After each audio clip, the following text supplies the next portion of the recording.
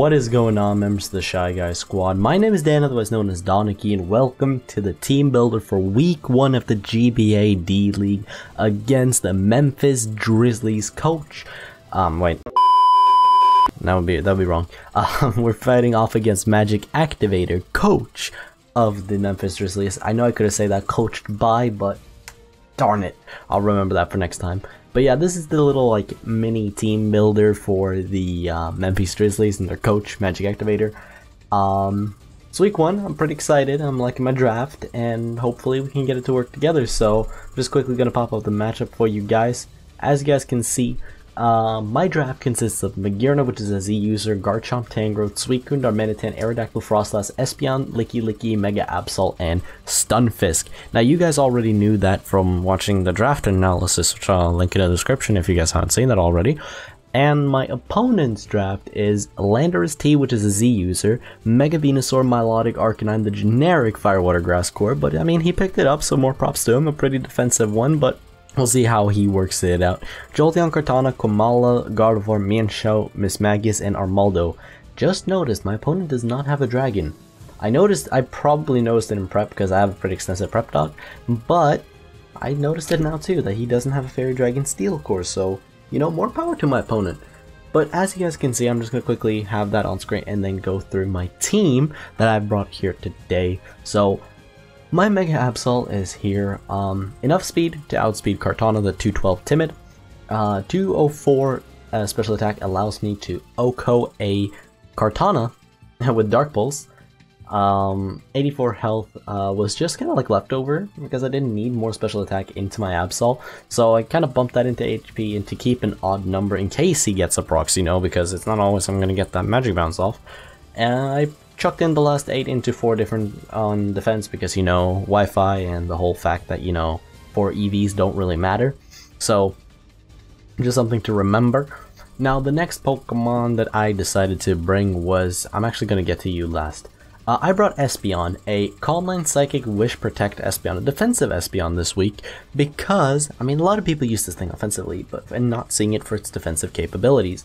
It takes hits really well from what I remember from the calcing. It's been a while since I've looked into it now, but Calm Mind, Psychic, I don't need anything else. Because one other type that my opponent does not have is a Dark type, meaning I can hit his entire team for neutral damage, except for Gardevoir.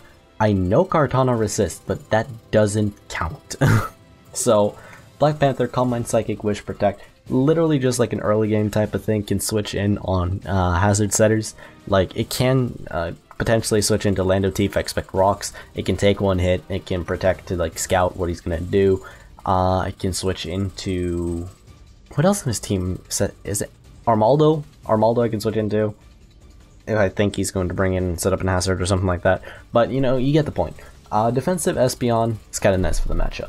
My next Pokemon I decided to bring was a Charcoal Darmanitan, because this coverage hits his entire team. Not even coverage. Flare Blitz, Fire Punch, Rock Slide, and U-Turn. Rock Slide, so Arcanine can switch in and be an annoying doggo against my Darmanitan. And Flare Blitz does like a solid chunk, even to physically defensive Milotic, surprisingly enough. Mega Venusaur just drops, Jolteon just drops, Kartana definitely drops. I think Flare Blitz knocks out like 5 of them or something like that. Darmanitan's a strong mon. Komala drops, Gardevoir drops, you get the point. Fire Punch is just a safe bet if I don't want to risk. Recoil, and U-Turn is there for pivot. I outspeed base 90, I think. Yeah, I outspeed base 90s. I do actually speed type the Jolly Lando, but I don't expect him to bring Jolly if he does bring it. So a little slight misprep on my end, but hopefully it doesn't matter too much. But with that being said, we have what is going to be my lead this game, guaranteed 100% Focus Sash Frostlass with Curse Body. Elemental Hero Ice Edge is here with Spike, Ice Beam, Shadow Ball, Destiny Bond. Pretty standard, outspeeds Kartana max speed with just 2 standard moves in Spike. My goal for this game is Hazard Stack in one shape or form. Like, if I can get 1 Spike in Stealth Rock, I'm happy. If I can get 2 Spikes in a Stealth Rock, that's amazing. And if I get all 3 layers somehow, that would be just miraculous. And I would really be happy about that, because that just chips down his team so fast. And his hazard removal consists of Komala and Armaldo. two Pokemon that Frostlass deal pretty decently with, and also ignore spin. So Frostlass, fantastic to have on this team. Can set up hazards and also spin blocks. So the next Pokemon I have on my team is the Elemental Hero Thunder Giant, aka Stunfisk. And the thing about Stunfisk is this thing is incredibly bulky, my guy. 244 HP. This means that a Giga Drain from an uninvested Venusaur for the most part doesn't even 2-hit KO me. It has a chance, but I can also live an Earthquake from Lando T due to my defense investments with the Shuca Berry, where the EQ does less than 50%, so that is also fantastic. Stealth Rock to get on my hazards guaranteed. Discharge just to like wail on the Melodic, potentially get some paralysis. Pain Split will allow me to heal up if I get weak or something and he wants to like switch out on something.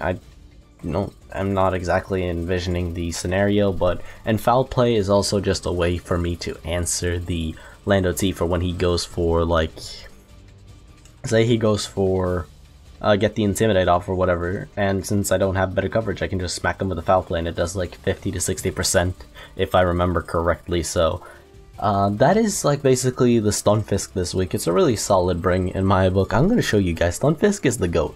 Now, there's one Pokemon I skipped, and I did it intentionally because this mod is a bit heat. Introducing Lady Nikki the Magearna, its first appearance, my first use of it. Shift Gear, Ice Beam, Synchronoise, Dazzling Gleam with the Psychium Z. My team really struggles to hit Venusaur, and I know he's bringing it, and I know it's going to be defensive in some shape or form, physically or specially, I'm not exactly sure.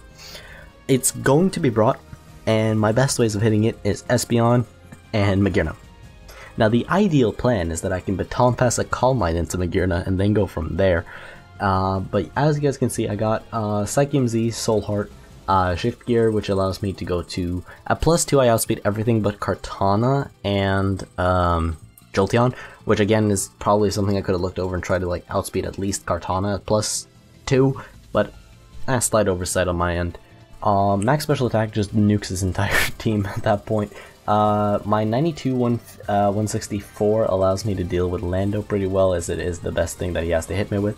I also do live a Flare Blitz from Arcanine, so that is kinda clean. So the two things that threaten Magearna, I do live a hit from, and I can like go to town if anything. So Magearna is guaranteed a win con here. If I can get it set up, that's just GG right there, because he doesn't really have a good answer to it. But that is just a quick little team builder of the team for the Memphis Drizzlies. If you guys enjoyed, be sure to leave a like, comment down below, let me know what you thought of the team, and with that being said, I will catch all you guys in the next video. Bye bye.